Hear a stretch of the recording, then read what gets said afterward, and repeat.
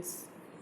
Today we are going to do lesson Tsunami part 1 continued by worksheet number 4 of class 8th.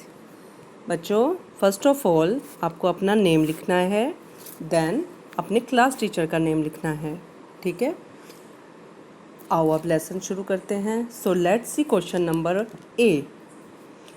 Do you think tsunami can strike these places? Right yes और know for each part. बच्चों, इसमें क्या है, इसमें 4 option दिए हुए हैं आपको, और आपको ये बताना है कि इन चारों ऑप्शन में से सुनामी किससे संबंधित है. और आपको ये भी पता है कि सुनामी क्या होती है.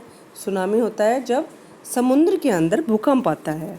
ठीक है, तो इसमें फर्स्ट ऑप्शन है हीलिंग एरियाज, सेकंड है प्लेन एरियाज, सी है सी कोस्ट और डी है डेजर्ट एरिया. यानी कि आपको ये बताना है कि सुनामी इन चारों एरियाज़ में से किस जगह पे आती है. इसके बाद let's read about another young girl from Andaman and Nicobar island who survive the disaster.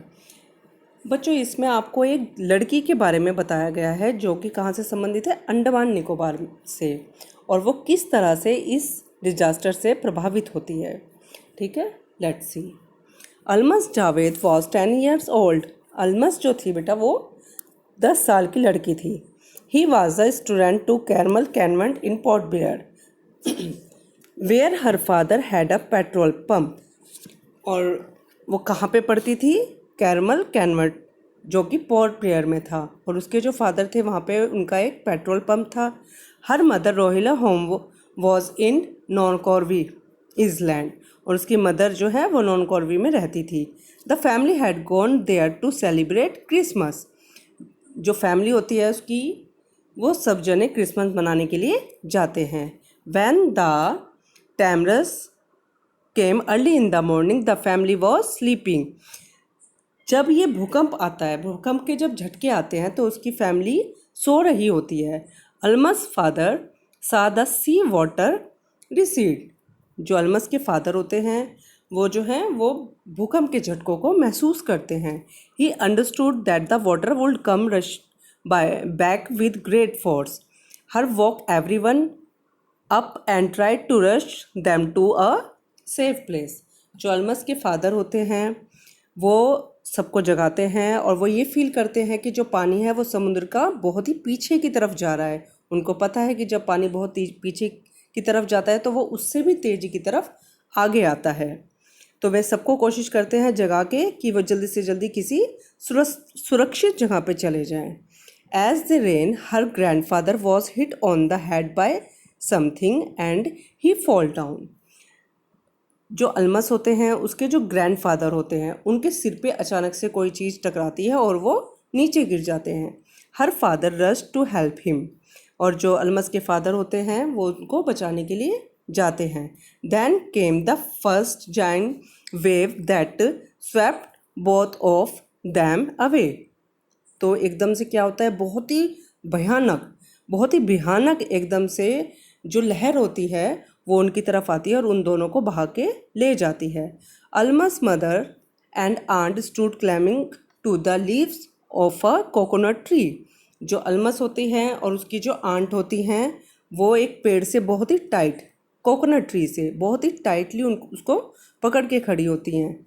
Calling out to her a wave approved the tree and they too washed away.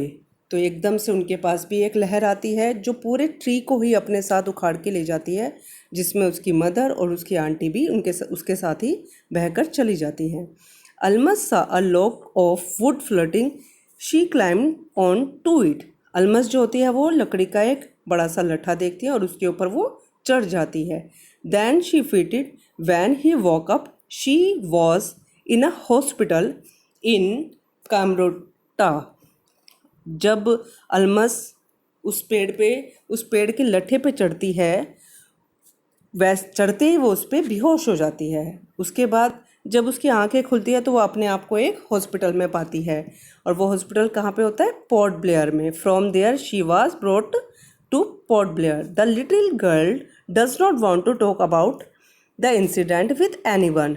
She is still terrified terrified, यानी कि जो अल्मस होती है वो बहुत ही ज़्यादा इस incident के बाद बहुत ही ज़्यादा डरी हुई होती है और वो बिल्कुल नहीं चाहती है कि वो किसी से इसके बारे में कुछ भी बात करो। Sequence the event as they occur in the passage above, write correct serial number in the boxes.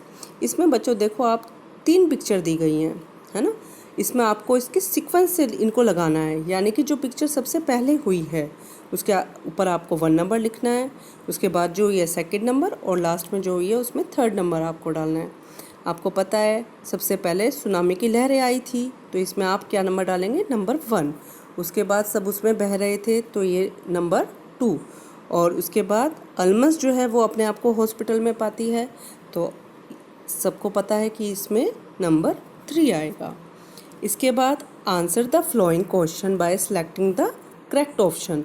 आपको इसमें 2 ऑप्शन दिए हुए हैं एक क्वेश्चन के साथ में और आपको उसका राइट ऑप्शन बताना है। फर्स्ट है why did Almas father woke up his family. उसके जो अल्मस के जो फादर होते हैं वो अपनी फैमिली को क्यों उठा रहे होते हैं, टू सेलिब्रेट क्रिसमस या फिर to rush them to a safer place. आपको बताना है इसमें से राइट ऑप्शन कौन सा है।